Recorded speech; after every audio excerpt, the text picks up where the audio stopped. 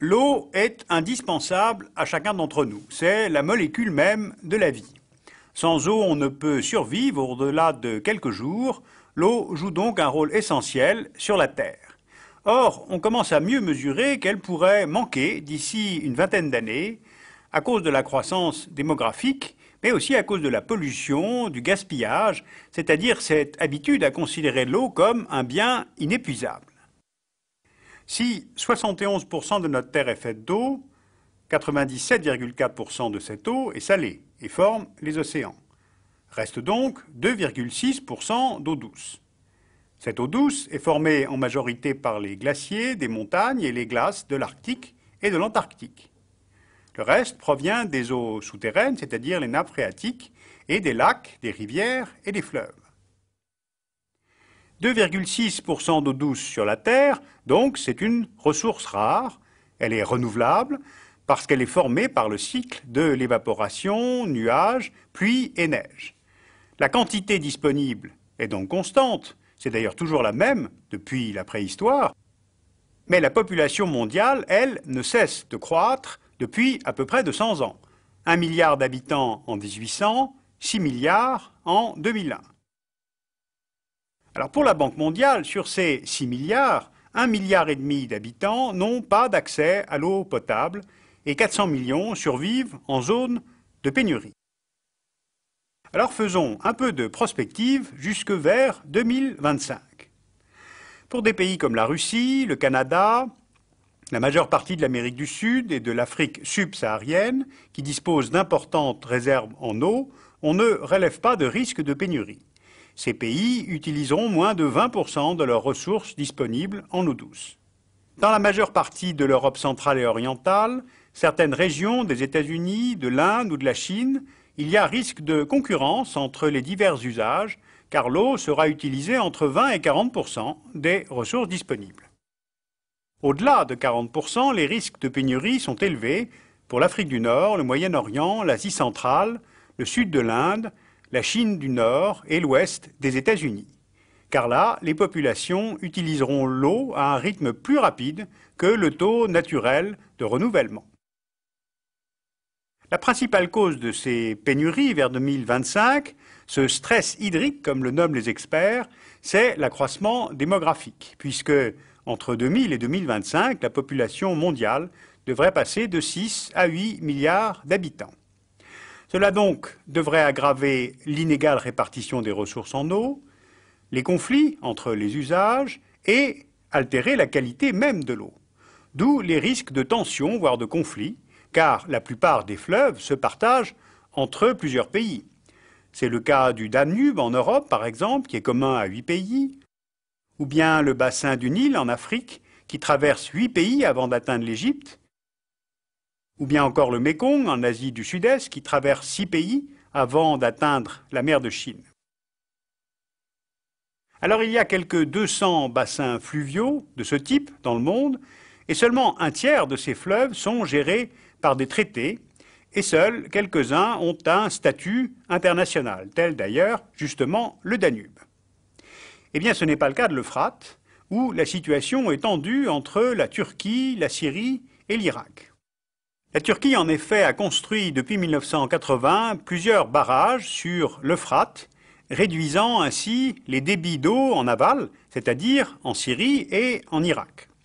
Ces deux pays estiment que le débit garanti est insuffisant pour leurs besoins en irrigation et la qualité des eaux, par ailleurs, serait médiocre. Donc ces deux pays veulent un nouvel accord avec la Turquie sur le partage des eaux de l'Euphrate. Dans les pays où le développement économique est dépendant de ressources hydrauliques, l'eau est devenue une arme stratégique entre pays d'amont, ici la Turquie, et pays d'aval, c'est-à-dire la Syrie et l'Irak. Plus au sud de cette région, entre Israël et les Palestiniens, se pose aussi le problème du partage des eaux. Aujourd'hui, 90% de l'eau de Cisjordanie est utilisée par Israël pour l'agriculture essentiellement, reste donc seulement 10% pour les Palestiniens.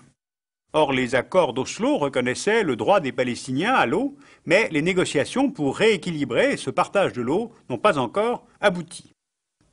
Il y a donc risque sur les quantités disponibles, mais aussi sur les divers usages, puisque l'eau est utilisée aujourd'hui dans le monde à 70% pour l'agriculture, à 20% pour l'industrie et à 10% pour la consommation domestique, c'est-à-dire pour satisfaire les besoins d'alimentation et d'hygiène. Sauf que les disparités sont grandes entre pays, car elles sont liées aux habitudes. Les besoins vitaux sont estimés en moyenne dans le monde à 50 litres d'eau par jour.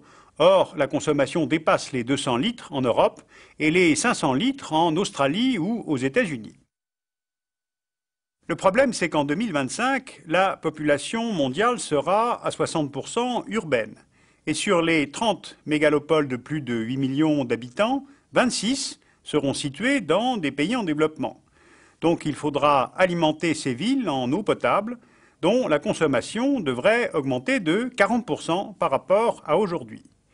Il faudra aussi nourrir ces populations, donc augmenter en surface l'irrigation de 30% au minimum. Eh bien, c'est tout cela qui risque de conduire à des pénuries d'eau. Car aujourd'hui, c'est justement à l'agriculture irriguée que l'on doit la surutilisation de l'eau dans le monde, lancée à grande échelle dans les années 60 par la Révolution verte. L'irrigation s'est développée dans les pays en développement, or c'est là justement qu'il y a le plus de gaspillage, car l'eau, évidemment, n'est pas recyclable. Par exemple, en Inde, en Chine, au Mexique, presque 85% de l'eau douce est consommée rien que pour l'agriculture, alors qu'on tourne autour de 20% pour la France. Et l'irrigation intensive peut aussi avoir de graves conséquences sur l'environnement, comme le montre l'exemple de la mer d'Aral en Asie centrale. Avec le développement de la culture intensive du coton au Kazakhstan, en Ouzbékistan, qui avait été lancé par l'Union soviétique, l'irrigation a peu à peu réduit le débit des fleuves Amou Daria et Sir Daria, avec des pertes considérables, car seulement 40% de l'eau prélevée parvenait jusqu'aux cultures irriguées. Conséquence, assèchement de la mer d'Aral, dont le niveau a baissé depuis 1960 de 13 mètres, et la surface a diminué de 30%. Les ports d'Aralsk et de Mouniac sont aujourd'hui à plus de 50 km de la mer. On a une augmentation de la salinité des sols, une disparition de la faune, et donc pour les populations, un abaissement des rendements agricoles, la chute des prises de la pêche et la détérioration de la qualité de l'eau potable. Justement, la qualité de l'eau, c'est le dernier facteur qui provoque des risques de pénurie. Aujourd'hui, plus de 3 millions de personnes meurent chaque année de maladies liées à l'eau. Diarrhée, choléra, ténia, fièvre typhoïde. Comme le disait Pasteur, nous buvons 90% de nos maladies.